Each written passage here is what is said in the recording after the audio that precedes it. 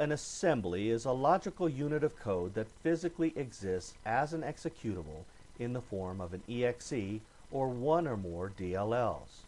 An assembly can also contain one or more files. Now, when you compile your source code, by default the EXE or DLL generated is actually an assembly. One of the most important features of .NET is that unless your code is bundled as an assembly, it cannot be used in any other application. Assemblies are also version sensitive, so when you talk about the version of a component, you're actually talking about a version of the assembly to which the component belongs. Every .NET assembly file contains information about itself, like versions and components. This information is called the assembly manifest. Now, the assembly manifest is a data structure that, as I said before, stores information about an assembly. Again, this information is actually stored within the assembly, or in other words, the EXE or DLL. Assemblies can be static or dynamic and don't require registry entries, making deployment of assemblies much easier. In the old days, we had unmanaged code, and there were no checks to make sure that a specific DLL was compatible or was appropriate to use with a given executable. What I'm describing here is a term that we've all come to know as DLL hell. An assembly which is used only by a single application is called a private assembly. So let's suppose that you create a DLL which encapsulates your business logic.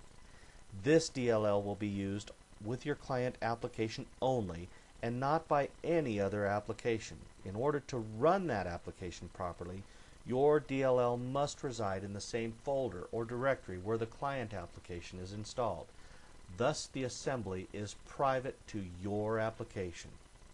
Now, let's suppose that you're creating a general purpose DLL, which provides functionality like some common application utility functions, which could be used by a variety of applications. Now, instead of each client application having its own copy of that DLL, you can place the DLL in the global assembly cache. The global assembly cache contains shared assemblies. Simply stated, the global assembly cache is nothing but a special directory or folder where all the shared assemblies are kept. In my case, you see it located under C, Windows, Assembly. So let's talk about the actual compilation steps here. We actually have two steps. The first one is to compile our .NET COBOL code into MSIL code. You saw a brief example with my rudimentary COBOL program and the resulting MSIL in the previous slides. Now keep in mind that MSIL code is not specific to any particular operating system.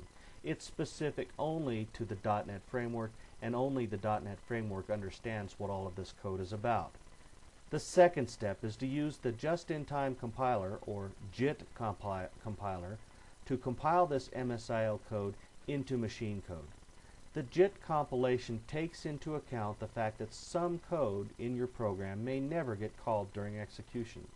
So rather than using up time and memory to convert all of the MSIL into a portable executable file to native code, it converts the MSIL as needed during execution and stores the resulting native code so that it's accessible for subsequent calls.